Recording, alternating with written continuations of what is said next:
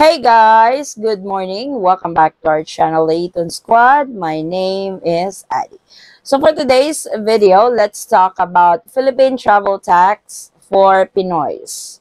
We did a video already para sa mga foreign national. If you're a foreign national watching this video, we actually have the video up already in the channel for your reference on your category. But for this video, para naman ito sa ating mga kababayang Filipino, kung sino-sino nga ba yung mga dapat magbayad ng travel tax. Magkano at saan pwedeng magbayad kung kailangan mong magbayad ng travel tax.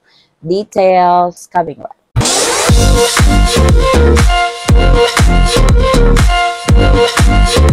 So, nababanggit natin ang travel tax sa ating mga update every month, pero hindi talaga natin nagawan ng video just solely for travel tax.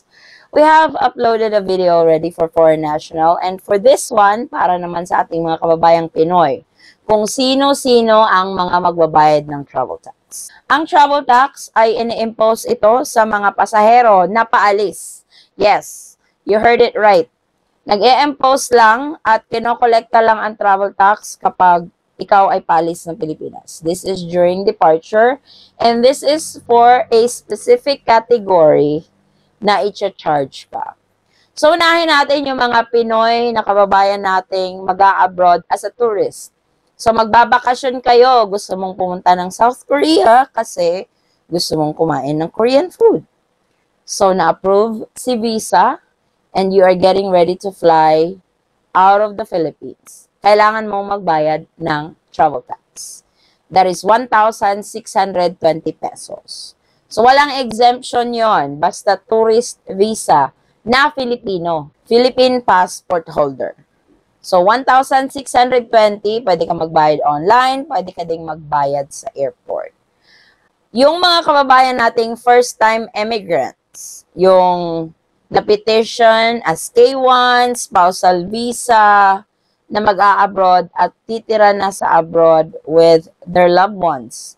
Yung na-petition as family, yung sa siblings and stuff. So, magbabayad ka rin ng travel tax when you depart the Philippines. Ito lang yung pinakauna mong alis talaga. Kasi medyo nalito yung mga kababayan natin, yung mga green card holder, permanent resident na pabalik-balik na sa Pilipinas, wala na pong bayad yun. Kasi as a green card holder or a permanent resident, once ka lang dapat magbabayad ng travel tax, pero marirefund kayo the next time you come back to the Philippines. Ang mga green card permanent resident kasi, magbabayad lang yan ng tax kung yung stay sa Philippines is 1 year pataas.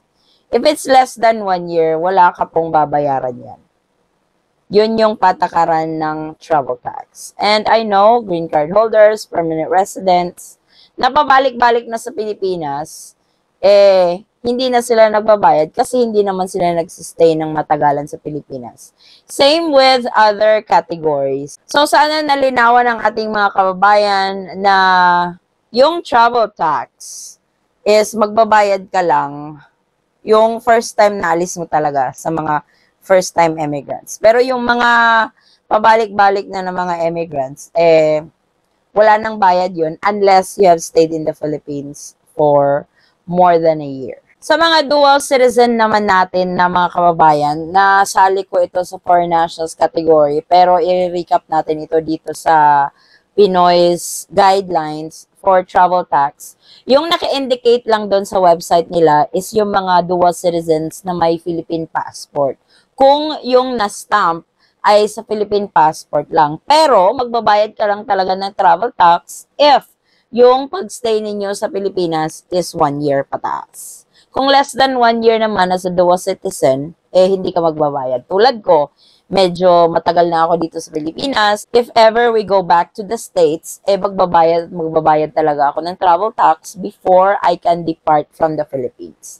Gaya nga ng na-mention ko, kung magbabayad ka ng travel tax, pwede mo itong bayaran online sa chesa.gov.ph. Yan lang po ang legitimate website ng Philippine government. Kung magbabayad ka ng travel tax, pwede ka ding magbayad sa airport. At kung may mga kababayan man tayong naka-experience sa travel tax exemption certificate, kung pwede nyong i-share sa ating mga kabayan para malaman din nila, sayang din yung 1,620 for economy class and 2,700 pesos para sa business class. Kung ikaw ay nag-business class, sayang din yung 2,700. Pwede na yung panggala sa bakasyon ninyo dito sa Pilipinas. And if you guys are interested to know more about travel tax, pwede naman kayong bumisita doon sa legitimate website ng Philippine government na cheza.gov.ph para malaman ninyo, malay mo, exempted pala kayo or pwede kayong may discount sa travel tax. So, andun lahat yung details for travel tax sa mga Pinoy when departing the Philippines. Kasi sa arrival, wala ka namang babayarang travel tax. Ito lang is kung paalis ka, that would vary on your category, nung na-mention natin, yung mga Filipino citizen on a tourist visa, yung mga green card, permanent resident, na magmamigrate, nakaka-approve lang yung mga visa and departing the Philippines for the first time, magbabayad ka talaga. Gagawa din tayo ng video on who's exempted to pay for travel tax at yung mga reduced travel tax kasi meron yun. Hindi nyo kailangan bayaran full price pero it depends on which category talaga yung may mga ganung discount for travel tax. Kung may mga OFW tayo mga kababayan dito, yung first time yung alis sa Pilipinas, nagbayad din ba kayo ng travel tax? Kasi you're a Philippine passport but reading the website of travel tax, may mga exemptions kasi sa ating mga kababayan mga OFW. So, kung may mga kabayan tayong OFW dito sa channel, if you guys could share kung nagbayad din ba kayo ng travel tax para ma-aware yung ibang kababayan natin, I would really appreciate it. So, ito po ang latest. Maraming salamat po sa inyong patuloy na pagsubaybay, tiwala at suporta sa aming channel Dayton Squad. Kung kayo man po ay may mga katanungan, maaari lang pong mag-comment sa video ito at sasagutin po natin yan sa abot ng ating mga kaya. Muling kabayan, ako'y nagpapasalamat at naway yung biyaheng papuntang Pilipinas man or paalis ay maging smooth, hassle-free, at stress-free. Magkita-kita po tayo sa ating susunod na travel update. Stay safe, stay healthy, and God bless everyone.